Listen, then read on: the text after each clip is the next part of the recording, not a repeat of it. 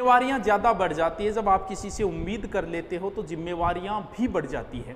मुझे पता है मेरी जिम्मेवारियां बहुत ज़्यादा हैं, तभी तो मुझे आज भी मेहनत करनी पड़ती है, आज भी 2-2, 3-3, 4-4 पढ़ाना पड़ता है, क्योंकि मेरी जिम्मेवारियां ज़्यादा है। कोचिंग में मैं 6 बजे आता था, 6 बजे तक पढ़ाता था, 12 महीने में 1 या 2 छुट्टी नहीं लेता था, बर्थडे के दिन भी घर नहीं आता था मैं।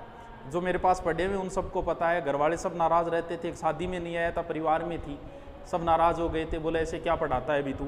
लेकिन वो जिम्मेवारियां ज़्यादा बन जाती है जब आप, क्योंकि आया हुआ बच्चा ये कहता है मैं तो थारा कारण एडमिशन लियो, अब क्या करें, तो जिम्मेवारियां कई बार ज़्यादा बढ़ जाती है। अरे जब मैं कर रहा हूँ, एक बात बताओ, मैं क्यों कर रहा हूँ? मैं अगर आज न भी पढ़ूं तो मेरा काम चल जाए, मुझे पता है आराम से बढ़िया तरीके से कट जाए, आराम से मैं भी नींद ले सकता हूं गर्मियों में। और जब मैं मेहनत कर रहा हूं आपके लिए, तो क्या आप अपने लिए नहीं कर सकते क्या? मैं तो आपके लिए कर रहा हूं। आज भी मैं 2 से 3 घंटे पढ़ता हूं। इस लॉकडाउन में भी मुझे नहीं याद कि किसी दिन मैंने पढ़ाई न की हो, आज भी पढ़ता हूं। क्यों? क्योंकि अगर मार्केट में टिकना है तो आपको पढ़ना ही पड़ेगा।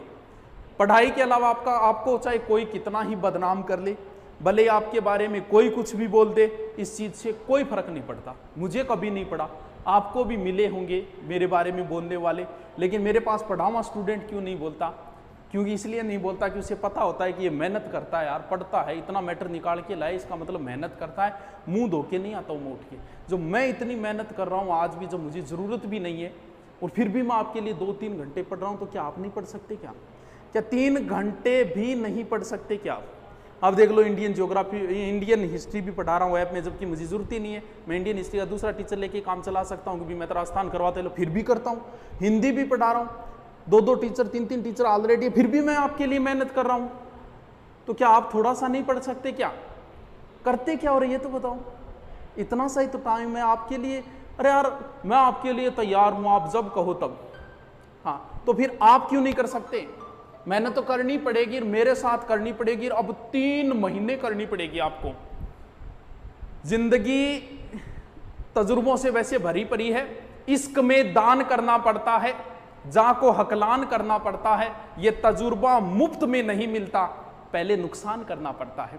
नुकसान हमने भी बहुत सहन किए, ऐसे ऐसे किए कि आपको बता दूं ना, जिंदगी में पता नहीं कितनी बार जीरो से शुरुआत करनी पड़ी है। सब कुछ था, फिर भी जीरो से शुरुआत करनी पड़ी। ये नाम चेंज हुआ, इसके पीछे भी बहुत बड़ी कहानी है।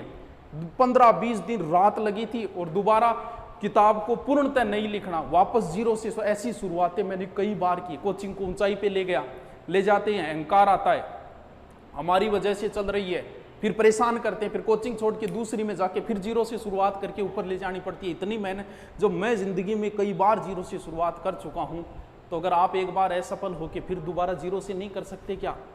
लेकिन मुझे पता है, टिकोगे कैसे? किताबों से प्रेम करोगे तभी। किताबों को मत छोड़ो कभी, भले ही जिंदगी में कुछ भी करते हो। ये जलन वलन क्यों करते हो? क्या जरूरत पड़ गई? मैं किसी के वीडियो नहीं देखता, कई बार एजुकेशन कोई टॉपिक नहीं समझ में आता, बस इतने। आज ऑनलाइन में बहुत बड़े प्लेटफॉर्म आ रहे हैं, आगे भी आते रहेंगे, पीछे भी थे, मैं उनका कभी कोई वीडियो नहीं देखता, क्योंकि इससे जलन पैदा होती है। क्या वहाँ तो ऐसे काम करूँ ही क्यों? जब जलन पैदा हो तो ऐसा काम करूँ ही क्यों मैं? आप भी फेसबुक क्यों चलाते हो? फेसबुक क्यों देखते हो? आप अधिकतर तो इसलिए देखते हैं कि दुश्मन क्या काम कर रहा है। अरे क्या करोगे? दुश्मनों पे ध्यान देते रहोगे क्या? मैंने एक कोचिंग छोड़ी थी, छोड़ने के बाद उन्होंने मेरे लिए फेसबुक पे पोस्टों पे पोस्टें डाली। मैं अच्छा था, 12 महीने उनके पास पढ़ाया, अच्छा था, निकलते ही बुरा हो गया मैं।